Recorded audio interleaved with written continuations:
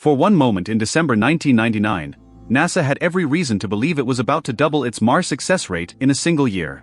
Pathfinder had landed safely in 1997. Mars Global Surveyor was healthy in orbit.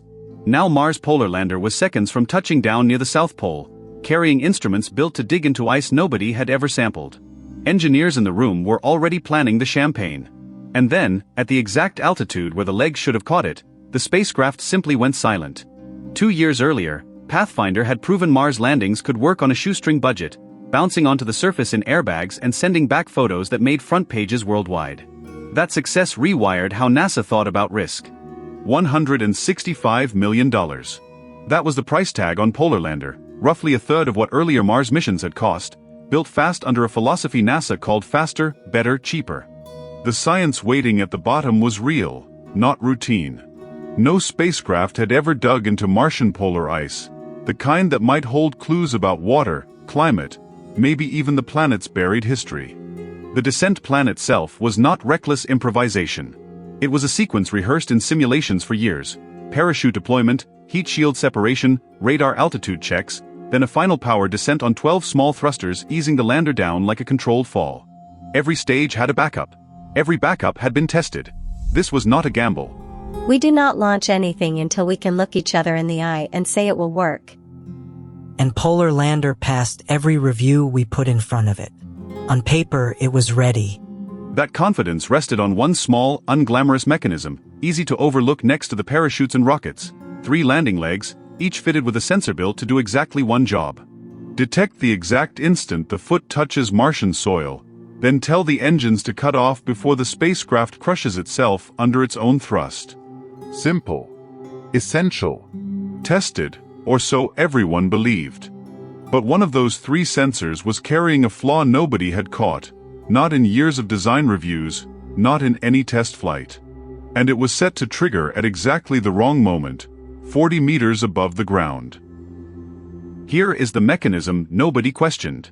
Each landing leg carried a magnetic sensor designed to sense touchdown. One simple job: detect contact with the ground, then tell the descent engines to shut off immediately. But those legs did not exist mid-flight. They were folded against the spacecraft's body, and only unfolded during descent, roughly 1,500 meters above the surface. And that unfolding shook the sensor. Think of a light switch flicked too fast. For a fraction of a second, before the contact settles, the circuit can flutter open and closed, sending a signal that means nothing. Engineers call it contact bounce. It happens in almost every mechanical switch ever built, and normally, software simply ignores it. Mars Polar Lander software did not ignore it. The leg deployment jolt registered as a false touchdown signal, and the flight software logged it as real, permanent, true. That value sat quietly in memory for the rest of the descent, waiting. 40 meters up, traveling at several meters per second, the lander's engines were still firing, still needed for nearly 2 more seconds of powered flight. The software checked its memory. Touchdown true. It cut the engines. 40 meters above Mars in free fall, with nothing beneath it but rock. We knew the sensors could bounce. It was in the engineering notes for years. Quick question while we are here. Would you have spotted it? Write your answer in the comments. Then why wasn't it fixed? Because catching it meant testing the exact sequence. Leg deployment followed immediately by engine cutoff logic, together, under realistic vibration. That test was cut from the schedule. And here is the trap that closed around the mission.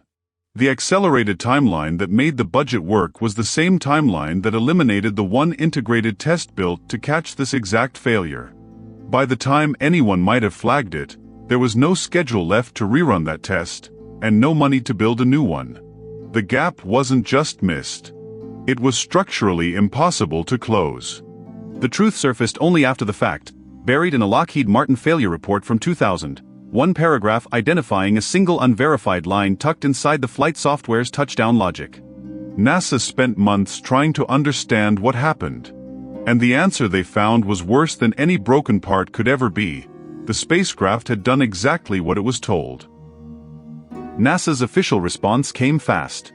A new mandate called Test As You Fly. Test As You'll Fly meant every sequence, every sensor, every software path had to be verified in conditions matching the real mission. No shortcuts, no assumptions.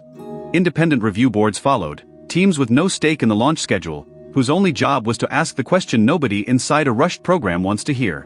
What if we're wrong? Faster, better, cheaper did not survive the decade. NASA quietly retired the phrase after Polar Lander and its twin failure, the Mars Climate Orbiter, cost the agency 2 spacecraft in the same year. A young engineer at the time later described the culture in plain terms. We were told to move fast and trust the design. Nobody told us which tests were safe to skip. That's the part the budget never showed. It only showed the savings. Here is the fact that makes this story stick. The same philosophy, the same short timeline, the same instinct to trust a design instead of retesting it, produced Pathfinder's triumph and Polar Lander's silence within 2 years of each other. If you made it this far, hit subscribe and the bell. The next investigation is already in the works. One mission got lucky with the corners it cut. The other did not. NASA never called it luck in public. But the review boards that came after both crashes were built to remove luck from the equation entirely, and they mostly succeeded.